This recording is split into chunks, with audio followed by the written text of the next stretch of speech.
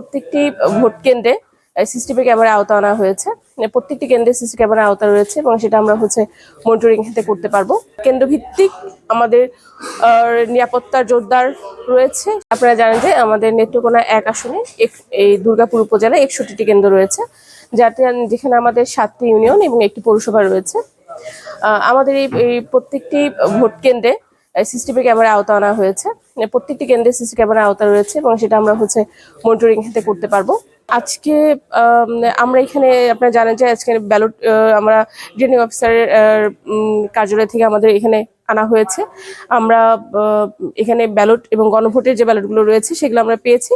আমরা এটা নির্বাচন আগের দিন আমাদের যেরকম নির্ধারিত নিয়ম রয়েছে সেই অনুযায়ী আমরা এটা বিতরণ করবো।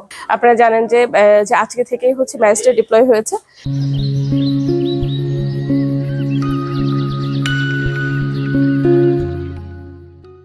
এবং বিভিন্ন বাহিনী যারা রয়েছে, বিজিবি রয়েছেন, এখানে বিজেপির প্লাটুনগুলো রয়েছে, তারা সার্বিক তত্ত্বাবধানে রয়েছে এবং তারা প্রতিনিয়ত প্যাট্রোলিং করছে। যাতে আমাদের এখানে ব্যাটালিয়ন আনসার রয়েছে, পুলিশ স্ট্রাইকিং ফোর্স রয়েছে।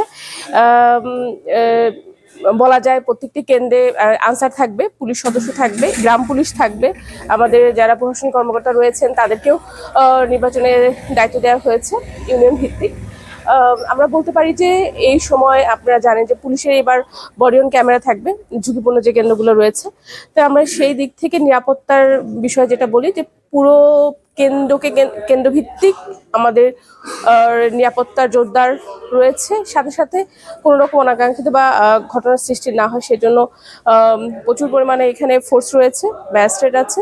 তারা এই নির্বাচনের পরবর্তী দিন পর্যন্ত তারা এখানে অবস্থান করবেন এবং দায়িত্ব পালন করবেন।